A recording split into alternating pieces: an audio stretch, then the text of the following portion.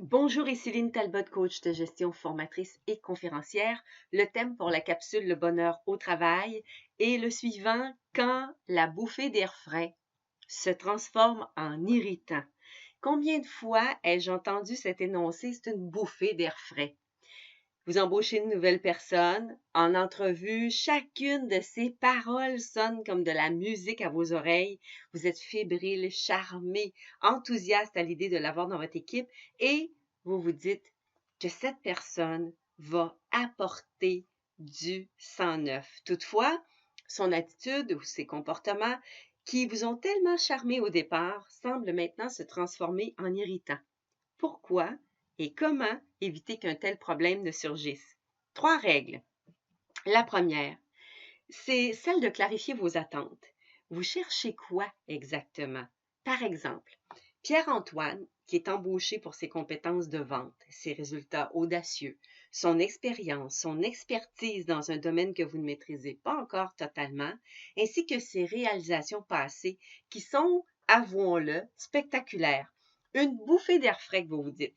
Toutefois, arrivé en poste, vous vous rendez rapidement compte que le courant ne passe pas nécessairement entre lui et son équipe.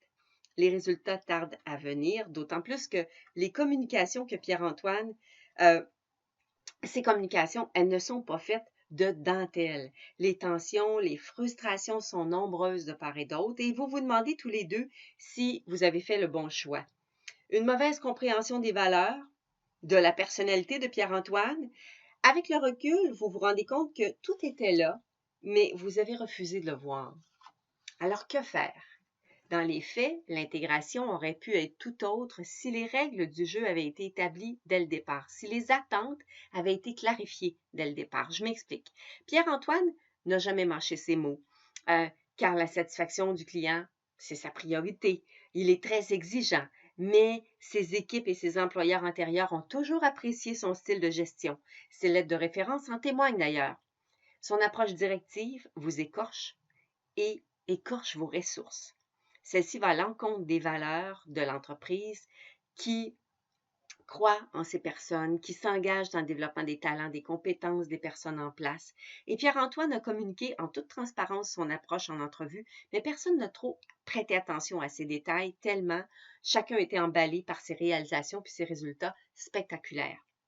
Est-ce qu'il est trop tard pour bien faire? Non. Deuxième règle, avant de jeter le bébé avec l'eau du bain, il vaudrait peut-être la peine de se parler, soit de passer en revue les attentes de chacun, de clarifier la ligne directrice, les valeurs, les résultats attendus, parce que vous risquez de perdre quelqu'un d'important. Alors ici, il serait bon de comprendre la stratégie de communication de Pierre-Antoine pour arriver à mobiliser son équipe. Mais ce qu'il faut à tout prix éviter, c'est de tenter de dénaturer Pierre-Antoine, c'est-à-dire d'essayer de le changer ou de lui faire adopter une approche qui va à l'encontre de sa personnalité ou de ses forces. Il faut pouvoir s'adapter sans dénaturer. Si son style de gestion ne cadre pas vraiment avec les valeurs de l'entreprise, ben alors il y a une leçon qu'on doit tirer. Et malheureusement, peut-être que Pierre-Antoine n'est pas la bonne personne qu'il vous faut. Mais malgré tout, essayez de comprendre en quoi ce qui vous a séduit au départ peut encore se réaliser. Troisième règle, c'est celle de tabler sur les forces. J'en parle souvent. Et si Pierre-Antoine pouvait tabler sur ses forces sans avoir à marcher sur des œufs, en incarnant les valeurs de l'entreprise, plutôt qu'en tentant de les redéfinir à sa manière? Et si tous les deux vous pouviez revenir à la case départ, soit celle d'accepter l'unicité de l'autre et voir comment faire tout en votre pouvoir pour optimiser les forces de chacun?